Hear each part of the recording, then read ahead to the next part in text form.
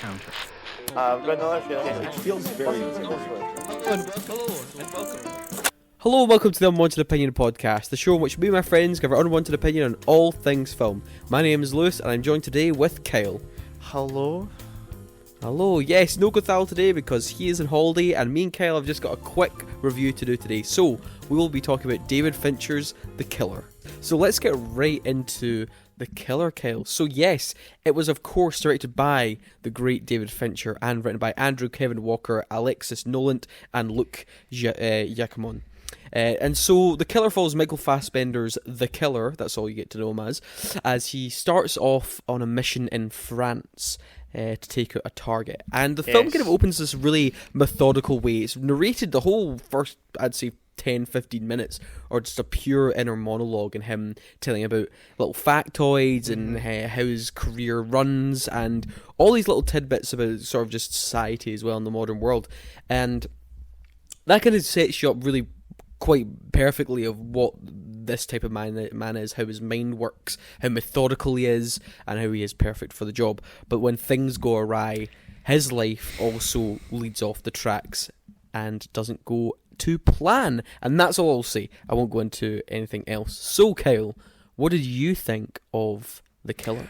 The Killer is the best Hitman game movie we've ever gotten, which is something that you said as you came out, which it's just really stuck with me. No, but seriously, the Hitman was I avoided any marketing for this film. I had zero clue. I think all I only knew is what you said, because I think that's maybe like the synopsis that goes along with the kind of things you see. But no, I really, really enjoyed this film. I thought Michael Fassbender was a very, very kind of interesting character. The killer being, like you say, so methodical, very kind of... I got Patrick Bateman vibes when he's kind of doing this wee routine, when he's in this steakhouse. And I'm like, okay, this guy really has to have everything go by the numbers. And then, like you say, you follow him and his life becomes a wee bit different. And I loved witnessing kind of Michael Fassbender. There's always kind of things, to not be spoilers, but there was like, oh, there should be 7 minutes, and then something ends that happens. He just goes, oh fuck, like he's not thinking everything properly in his head because he's rushing, and it's just him kind of losing it. I thought that was really interesting. I loved the kind of, I'm going to say, scale of this, because we kind of go multiple places. It's a globe-trotting adventure. It felt more globe-trotting than like Uncharted, a globe-trotting film. Like, I felt more like I was going to places, I was interacting with different characters, and each place has... And obviously it's set out as like an episodic kind of 6-part... Yeah, it's chapter 1, chapter 2, chapter 2, so on and so forth. And each chapter's got a different location, it's got different characters and different interactions, and I was like, this is so fresh and unique. And every time I was kind of waiting for what's this next chapter going to be, and what we're going to see for this, and how is he going to resolve the next part of this story. Fun action as well, not overly, not filled with action. No. It's not your John Wick. It's nice, it's placed when you're just wanting it. I kind of felt, I was like, every time it happened, I was like, oh, that's a nice little action set piece. And then you go and you spend more time with the characters, and it comes again, and I'm like, perfect, spreading out nice and neatly. But there's one action scene in particular which is like really vicious, and it's interesting because it's shot kind of in the dark, kind of in the shadows of a house. Yes. Yet you can still see everything clearly, because when people shoot action stuff, they sometimes do it at night, so you can't see things clearly, and then it kind of sucky. But this was it was like really vicious. They were using all sorts of objects, and I was like, oh, this is quite nasty and brutal.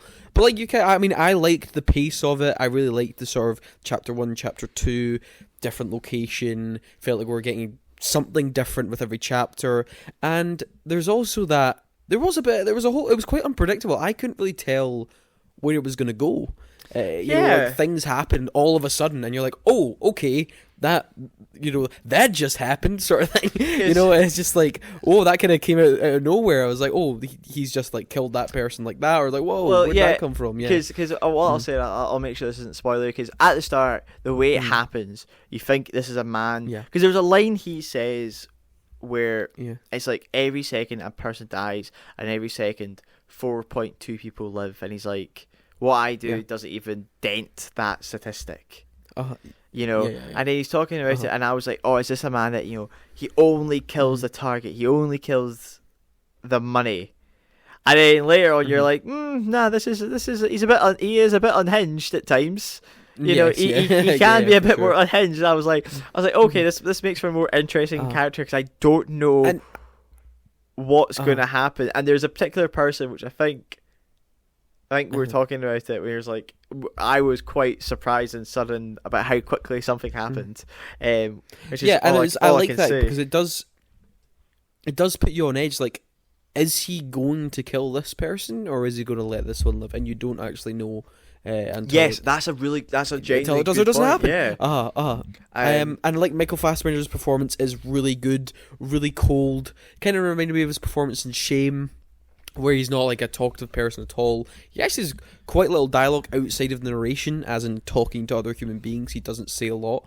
And I think it's also really well shot, especially the whole opening. I love that whole thing in France. That just was when he's in really that building, and the way they use that window, it looks fantastic. I really like that as well, and all the performances from all the other actors, especially Tilda Swinton, who's in this film here as well. She's incredible, is, as always on the top of her game.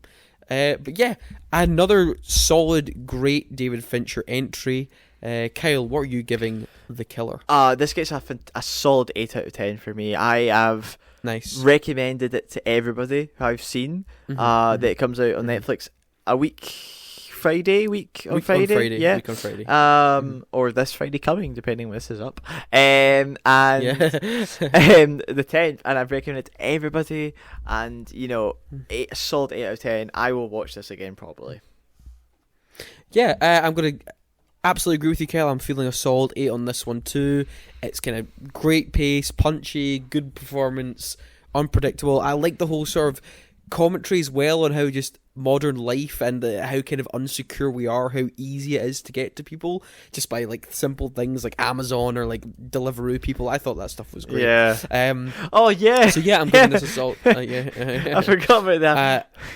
Yeah, just using simple things. And yeah, I'm giving this a solid 8 out of 10 as well. Catch on Netflix November 10th. It is also still playing in cinemas.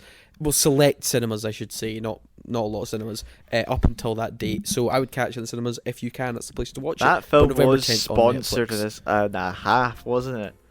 There's so many sponsors.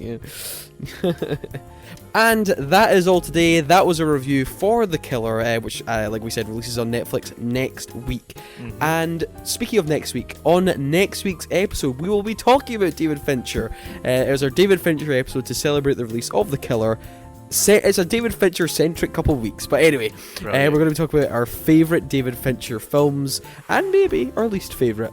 So that will all be on next week's show, so tune in then. But we just gave our opinion on The Killer, but at the end of the day, those were our unwanted opinions. Thank you very much.